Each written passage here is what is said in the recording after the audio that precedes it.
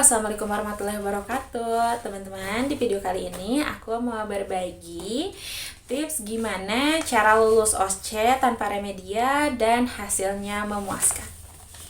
Oke, jadi Juli kemarin aku udah OSCE 5 stase, yaitu infus, kateter, oksigenasi, NGT, dan juga TTV. Dan ini adalah hasil-hasilnya. Alhamdulillahirrahmanirrahim, meskipun aku nggak ada background sama sekali sebelumnya di kesehatan, untuk OSCE pertama itu berjalan dengan baik. Jadi gimana sih caranya, gimana apa yang harus dipersiapkan, kalian tonton videonya sampai selesai. Nah teman-teman, sebelumnya perkenalkan, aku Sela, aku adalah mahasiswi keperawatan, Prodi D3 Keperawatan, sekarang aku semester 3, karena kemarin di semester 2 aku sudah melaksanakan OSCE untuk mata kuliah keperawatan dasar di 5 stase. Alhamdulillah hasilnya memuaskan, dan sebelumnya sekaligus aku menjawab pertanyaan-pertanyaan dari kalian, apakah kita yang waktu SMK atau SMA-nya nggak sekolah di kesehatan kita bisa masuk ke perawatan? Jawabannya bisa. Mau kalian jurusannya SMK-nya adalah IPA IPS, ataupun kalian otomotif, tata busana, multimedia, perkantoran, akuntansi, apapun itu, ketika kalian sudah menyelesaikan kalian di tingkat SMK, kalian bisa kok masuk di keperawatan asalkan memenuhi syarat, yaitu misalkan nilai, terus kalian misalkan untuk syarat yang lainnya adalah tinggi badan, berat badan, tidak buta warna, tidak punya penyakit yang apa gitu. Nah, selama kalian bisa memenuhi itu semua, kalian bisa kok bergabung di perkuliahan kesehatan, khususnya di keperawatan. Oke, langsung aja ke apa aja yang harus kita persiapkan pas kita mau OSCE. Oke, sebelum kita melaksanakan OSCE di hari HOSCE di awal perkuliahan semester 2 ya, kalau aku di mata kuliah keperawatan dasar, nanti dosennya bakal bilang mata kuliah ini akan ada OSCE, yaitu misalkan 5 stase, untuk stasenya apa aja nanti bapaknya bakal bilang. Nah, tips aku, karena selama pembelajaran kita akan full teori dan tentu ada prakteknya juga gitu. Kita belajar memang di sana. Nah, ketika kita sudah beres nih teori dan pertemuan sama dosen di keperawatan dasar itu, dan udah mau deket ke OSCE, kita bakal dibilang buat persiapan gitu. Nah, aku saran ke kalian memang harus bersiap jauh-jauh hari sebelum kalian, 1 minggu sebelum OSCE gitu. Kenapa? Karena nanti akan ada pembagian kertas kayak gini untuk step-step apa saja dan penilaian apa saja yang akan ditilai oleh dosen.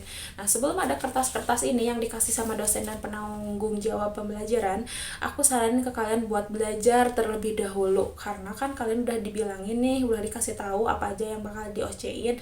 Nah, kalian pelajari semua itu gitu. Misalkan pemasangan kateter, kalian carilah pengertian pemasangan kateter itu apa, tujuannya apa, alat-alatnya apa aja, terus prinsip pemasangannya bersih atau steril.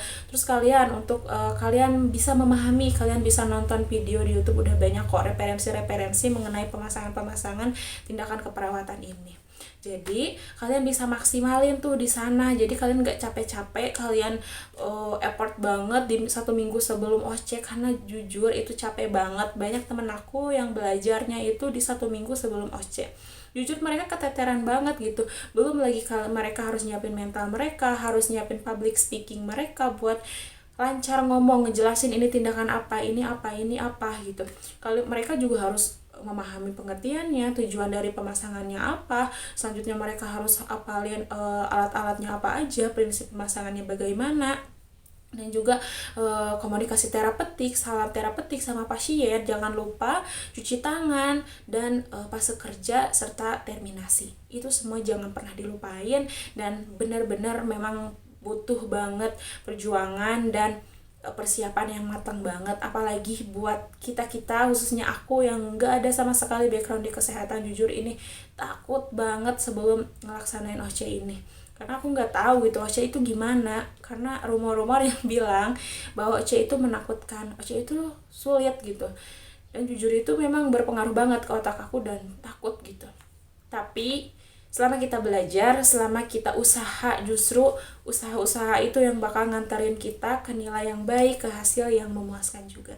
Jadi apapun backgroundnya kita, meskipun bukan di kesehatan, ketika kita mengusahakan yang terbaik, hasilnya pasti baik. Untuk tips pertama, aku nyariin kalian kan belajar lebih awal gitu ya. Yang kedua, setelah adanya ini, kalian pahami apa aja yang ada di dalam modul ini. Dari ini tuh kayak form penilaiannya nanti kan bakal sesuai ini. Nah, misal untuk pemasangan kateter urin, di sini kan setiap tindakan itu kayak gini nih. Pengertian penilaiannya ditilai 10%. Tujuan kalau dibilangin dapat 10%. Alat-alat harus disebutin dan dipersiapkan 10%. Dan di prainteraksi 10%, nilainya orientasi 10%, di fase kerja paling gede itu. Kita harus maksimal di sana 40% dan di fase terminasi 10%. Kalian jangan pernah ngelewatin apa aja yang ada di kertas yang dikasih sama dosen ini, karena ini memang menjadi pacuan mereka dalam menilai kita. Kalian menambahkan yang kurang dari sini boleh, tapi kalian tidak boleh mengurangi apa-apa saja yang ada di sini. Untuk melebihkan boleh, selama itu memang tidak ada di sini dan seharusnya ada di sini, karena itu juga menjadi penilaian plus buat kalian bahwa kalian memang nggak jadi mahasiswa yang diam aja, tapi kalian cari gitu apa yang kurang dan ditambahkan, tapi tidak boleh mengurangi apa yang sudah ada di sini. Oke, untuk yang ketiga tipsnya yaitu kalian jangan pernah hanya menghafal, tapi kalian juga coba pahami. Misalkan ini adalah pemasangan kateter, untuk prinsip pemasangannya apa, kalian harus ngerti. Jadi tujuan jangan diapalin kata per kata sesuai di sini. Kalian cerna sama pikiran kalian, sama otak kalian dengan bahasa kalian, tapi tentu maknanya harus masih tetap sama. Tapi untuk kata-kata sepersis ini ya enggak juga gitu. Dan yang paling penting kalian juga harus hafal alat-alat yang dipakai misalkan di pemasangan kateter ini. Kalian ketika melaksanakan OSCE jangan cuma tindakan aja gitu. Kalian juga tapi perlu ngomong gitu, karena dosen juga pengen tahu gitu, kita sebagai orang yang kerja di pelayanan kesehatan, tata bahasa kita gitu, gimana kita bisa nggak gitu ngomong secara baik, secara benar gitu sama pasien ketika tindakan gitu. Jadi misal kita lagi tindakan nih di fase orientasi di OC ini, kita ngomong nih, baik di sini kita akan alat-alat yang kita butuhkan di sini adalah bengkok. Kalian bawa bengkok sambil sebutin bahwa itu namanya bengkok. Kalian ngeluarin selang kateternya, bilang ini selang kateternya. Terus kalian bilang ini handscoon bersih, ini jelly, ini apa. Kalian bilang sambil nyediain itu, jangan cuma dikeluarin aja, kalian nyiapin aja tapi gak ngomong. Itu bakal jadi pertanyaan gitu.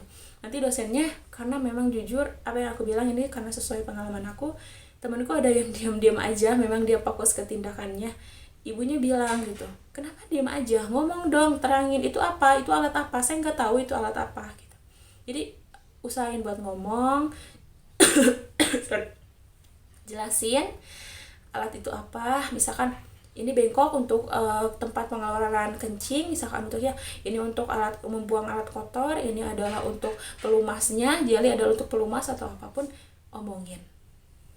Selanjutnya, yang perlu diperhatikan dalam OSCE ini ketika kalian membaca soal, kalian selain kalian memperhatikan kasus, misalkan kan kasusnya kayak gini nih, aku contohin ya. Misalkan seorang laki-laki datang ke rumah sakit dengan keluhan nyeri abdomen karena tidak bisa membuang urin selama 5 hari misalkan.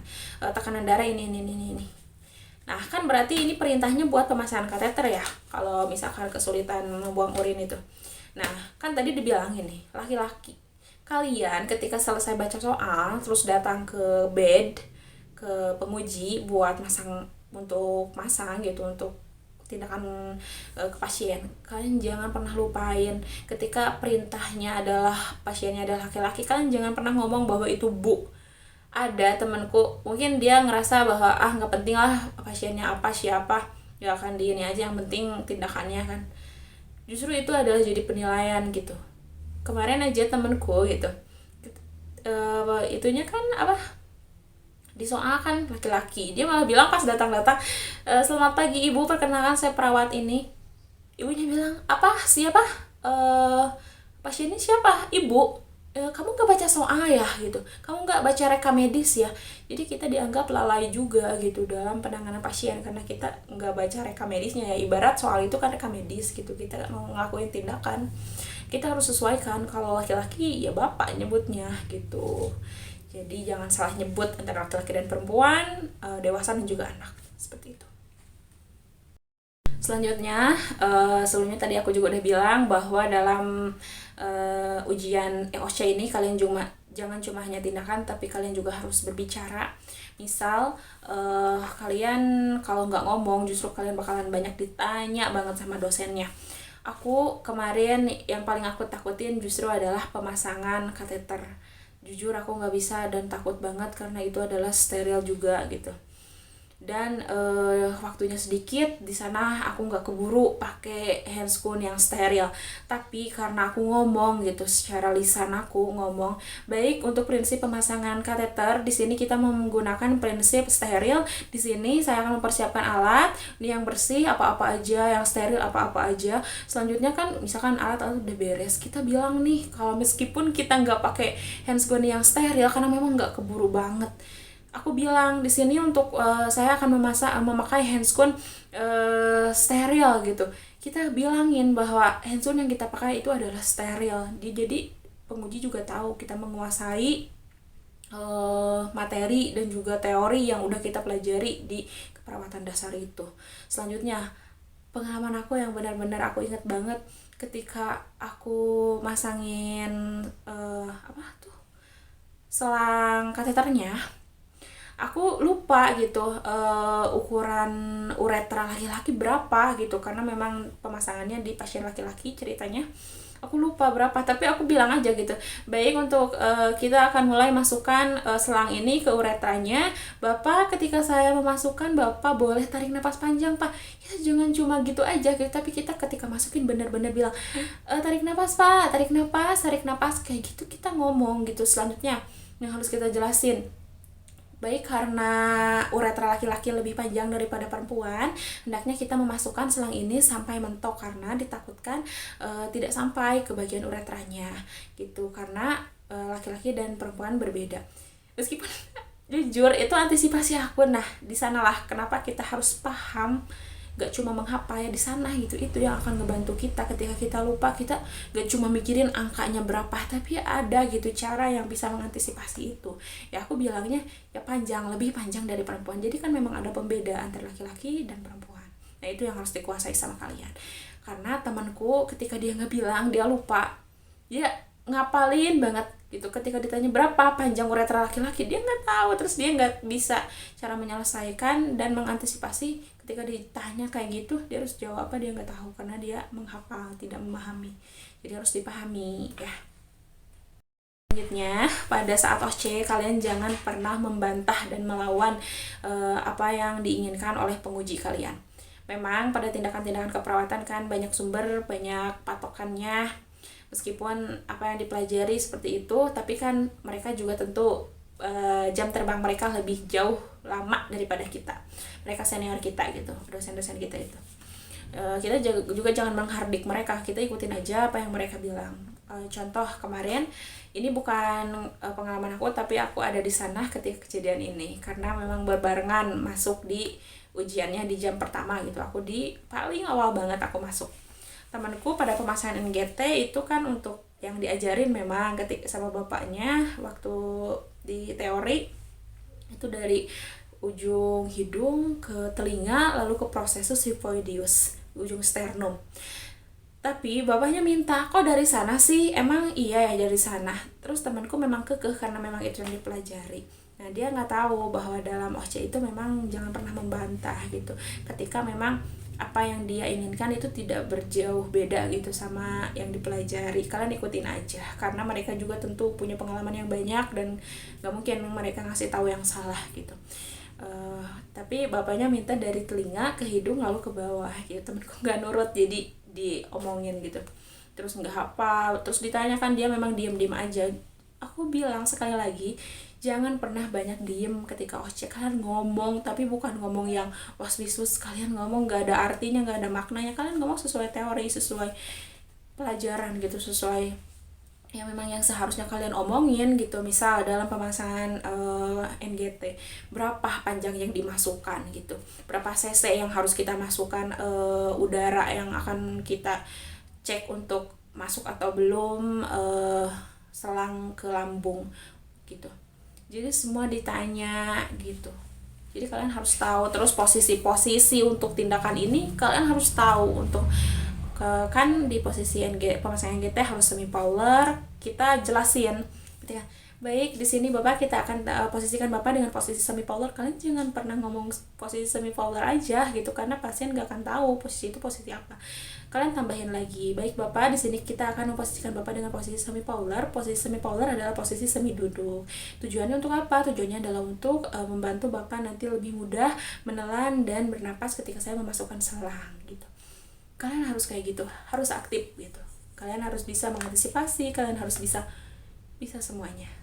Selanjutnya yang paling penting, jangan pernah kalian lupain adalah cuci tangan. Dalam OC, dalam tindakan real di rumah sakit ataupun di klinik, kalian jangan pernah lupain ketika mau tindakan yaitu cuci tangan. Kalian tahu apa? Ini adalah pengalaman yang aku sendiri alami.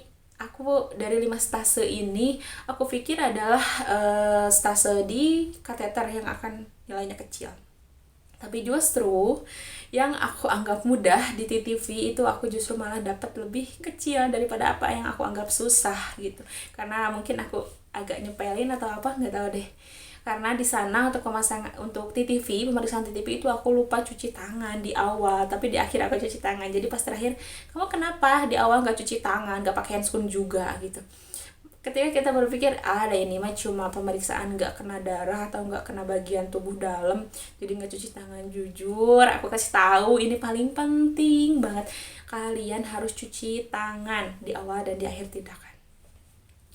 Dan ternyata hasil dari ini adalah ya kateter besar banget di luar dugaan, dan TTP yang aku kira bakalan bisa malah kecil gitu. Mungkin itu yang bisa aku sampaikan. Dan intinya kalian harus memahami dari jauh-jauh hari sebelum ada modul. Selanjutnya kalian mengikuti aturan atau misalkan prinsip penilaian yang ada di kertas yang dikasihkan oleh dosen. Selanjutnya kalian harus hafal pengertian, tujuan alat, dan prinsip pemasangannya seperti apa. Jangan lupa cuci tangan di awal dan di akhir tindakan. Kalian jangan lupa juga untuk ngomong ketika tindakan, jangan cuma diam aja. Kalian juga harus berserah sama Tuhan. Apapun yang kalian lakukan pasti dapat hasil yang baik ketika usaha kalian juga maksimal. Nah, aku nih mau ngasih tahu ke kalian untuk nilai-nilai yang aku dapatkan. Mungkin semoga aku berharap ini bisa jadi pemicu kalian, khususnya buat kita-kita yang nggak ada background di kesehatan sebelumnya, tapi kita bisa kok mengimbangi teman-teman kita yang jauh lebih awal masuk di keperawatan, tentu dengan usaha kita ya. Untuk pemasangan kateter urin, alhamdulillah yang ditakut-takutkan justru mendapat nilai paling besar dari semua stase, yaitu 97. Dan untuk pemasangan NGT aku dapat 90. Dan untuk pemasangan oksigenasi, yaitu kemarin di nasal kanul, aku dapat 85. Dan untuk di pemasangan infus aku dapat 95. Dan di TTV yang kira aku bakal mudah tapi aku lupa cuci tangan, akhirnya aku dapat 80. Tapi nggak apa-apa, alhamdulillahirobbilalamin. Apa yang aku usahakan nggak mengkhianati kok hasilnya. Siapapun kita, apapun kita, selama kita mau belajar, kita mau usaha, pasti dapat yang terbaik. Buat kalian, semoga video ini bisa menginspirasi kalian. Buat mahasiswa baru yang mau bergabung di kesehatan, semoga ini menjadi pembelajaran juga buat kalian. Untuk teman-teman yang mungkin semester depannya akan OC di keperawatan dasar, semangat, semoga ini bisa jadi motivasi dan pengantar kalian buat dapat nilai yang baik dan juga tidak remedial. Semangat buat belajar dan kasih yang terbaik buat diri kalian dan juga orang-orang di sekitar kalian dengan ilmu yang kalian punya. Aku rasa cukup. Terima kasih, semoga bermanfaat. Wassalamualaikum warahmatullahi wabarakatuh.